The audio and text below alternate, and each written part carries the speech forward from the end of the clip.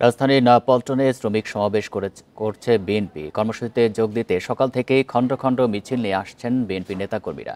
Bundle থাকলে প্রতি সেনমানিতে টাকা বাঁচবে। বিকাশ সেনমানি বান্ডেল কিনে জিতুন প্রতি লেনদেনে। বেলা 2টায় আনুষ্ঠানিকভাবে শুরু হবে সমাবেশ। এর আগে সকালে জাতীয় ও দলীয় সঙ্গীতের মধ্য দিয়ে সমাবেশের কার্যক্রম শুরু করে বিএনপি নেতাকর্মীরা। যোগ দেন ঢাকাসহ আশপাশের জেলার নেতারাও। সমাবেশে জাতীয়তাবাদী সামাজিক সাংস্কৃতিক সংস্থা জাসার শিল্পীরা দেশাত্মবোধক গান ও গণসংগীত পরিবেশন করেন। মে দিবসের এই কর্মসূচিতে প্রধান অতিথি হিসেবে ভার্চুয়ালি অংশ নেবেন বিএনপির ভারপ্রাপ্ত চেয়ারম্যান তারেক রহমান। দলের মহাসচিব মির্জা ফখরুল ইসলাম আলমগীর সহ স্থায়ী কমিটির সদস্যরাও যোগ দেবেন। শ্রমিক সমাবেশে শ্রমজীবী মানুষ অধিকার প্রতিষ্ঠায় গণজোয়ার সৃষ্টি করবে বলে আশা আয়োজকদের।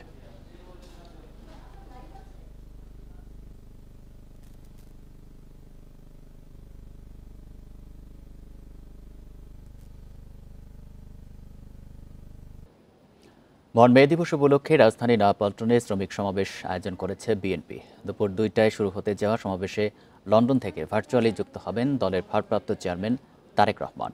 এ নিয়ে আরও জানাতে যোগ দিচ্ছেন সহকর্মী বনি ইবনে কামাল। বনি, দুপুর 2টা থেকে তো আনুষ্ঠানিকভাবে সমাবেশ শুরু হচ্ছে, কিন্তু সকাল থেকেই তো নেতাকর্মীরা আসছেন। এই মুহূর্তে পরিস্থিতি জানাবেন, কি চলছে এখন?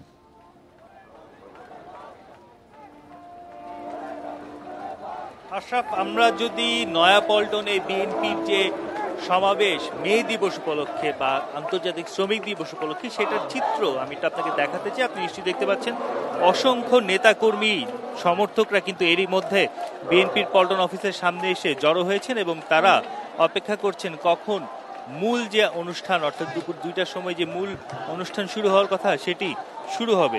অর্থাৎ আর হয়তো প্রায় 1 ঘন্টারও কিছু কম সময় রয়েছে, তারপরেই কিন্তু মূল যে আয়োজন সেই আয়োজনটি শুরু হবে। এই আয়োজনে বিএনপির কেন্দ্রীয় নেতারা ছাড়াও লন্ডন থেকে ভার্চুয়ালি যুক্ত হবেন বিএনপির ভারপ্রাপ্ত চেয়ারম্যান তারেক রহমান। আমরা নেতাকর্মীদের সঙ্গে কথা বলছিলাম, তারা জানাচ্ছিলেন রাজধানীর বিভিন্ন প্রান্ত থেকে তারা কিন্তু এসেছেন। প্রায় 91টি ওয়ার্ডের নেতাকর্মীরা এখানে কিন্তু এই সমাবেশস্থলে জড়ো হয়েছেন এবং তারা বিভিন্ন স্লোগানে মুখরিত করছেন পুরো এলাকা।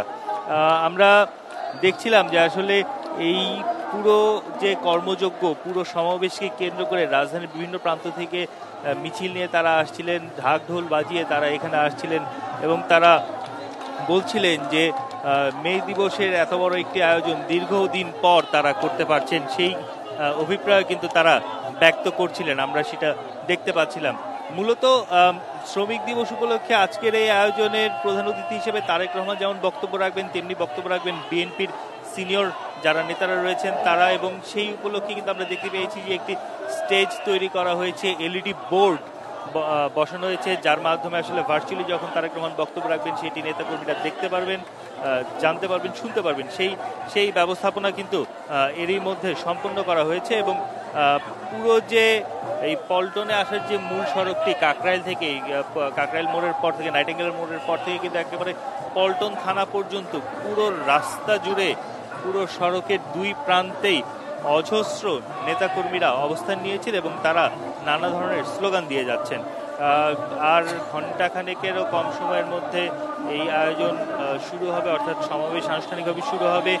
তারেক রহমান নেতাকর্মীদের উদ্দেশ্যে দিক নির্দেশমূলক বক্তব্য রাখবেন, এমনটাই প্রত্যাশা করছেন আসলে এখানে যারা এসেছেন নেতাকর্মীরা। তো সার্বিকভাবে বলা যায় যে পুরো যে পরিস্থিতি, পুরো যে প্রক্রিয়া সেটি কিন্তু এরই মধ্যে একেবারেই সম্পূর্ণ হয়েছে। একটি বিষয় জানাবেন, কেন্দ্রীয় নেতাদের মধ্যে কারা কারা উপস্থিত আছেন আর ঢাকার বাইরে থেকেও নেতাকর্মীরা এসেছেন কিনা? আপনি নিশ্চয়ই তাদের সাথে কথা বলেছেন, কি বলছেন তারা?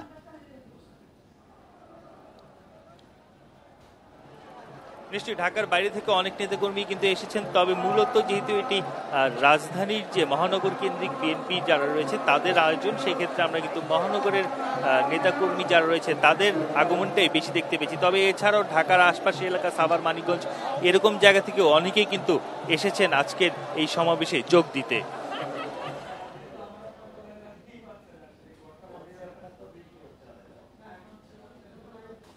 নয়াপল্টন থেকে জানাচ্ছেন সহকর্মী বনি ইবনে কামাল।